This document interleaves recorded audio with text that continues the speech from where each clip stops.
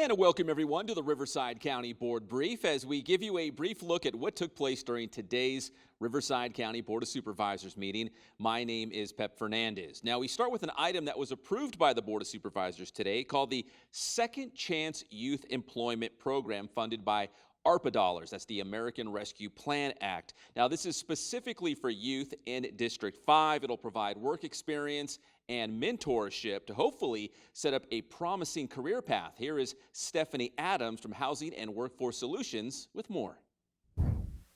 So today our Board of Supervisors approved the Second Chance Youth Employment Program. This program is going to be located in District 5 thanks to Supervisor Extion Gutierrez and his leadership in implementing this program. But what this program does is it gives youth who are involved in the justice system or who are at risk of being involved in the justice system work experience. So it pays for them essentially a 90-day internship where they work 20 hours a week, connects them to private sector employment positions where they have an opportunity to go on and be connected to a high-level career pathway.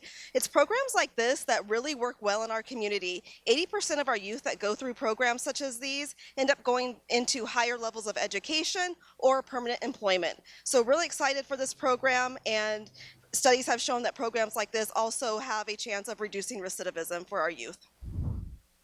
All right, very good. Thank you for that, Stephanie. Now it's time for our legislative update with the Director of Legislative Affairs, Carolina Herrera. And Carolina talking about something that's, well, for all you Riverside County Fair fans out there is very important. So here's Carolina with more on that. Hi, I'm Carolina Herrera, Director of Legislative Advocacy and Government Affairs for the County of Riverside. Today, the Board of Supervisors passed a legislative update report, and in that report was included an update about a bill that the county is sponsoring this year, which will allow for alcohol beverage control sales at the county fairgrounds. So many of you may have experienced our National Date Festival or gone to the county fairgrounds for one of the great events. This would allow that beer garden and that great Temecula wine tasting to continue next year. So keep up to date on the latest in our next bill report. Back to you, Pep. All right, very good. Thank you, Carolina, for that. And finally, in this board brief, we had a couple presentations during the Board of Supervisors meeting. Let's take a look at some video from one of them. It was for the Volunteers of the Year in Riverside County. And we'll run through them quickly here. In District 1, that's Cynthia Cruz for the High Grove Happenings monthly newsletter. In District 2, we had a individual and an organization. That's Dr. Jeff Carroll from the Christian Arts and Theater. We also had Support Sisters. That's a support group for those dealing with breast cancer. So that was District 2. Now we move on to District 3, which also had an individual and a group. The individual was Leah De Bernardo of Slow Food Temecula, which is sustainable dining, and they fed a lot of senior citizens during the COVID pandemic. The organization was Green Acres Interactive Therapy, and it was started 40 years ago by Margaret Rich on a 50-acre ranch and specializes with children with special needs, and they can enjoy horses and small farm animals. In District 4, that is the Veterans of Foreign Wars Post 3699. They help organize events, help veterans in need, support the military, a lot of civic engagement there in District 4.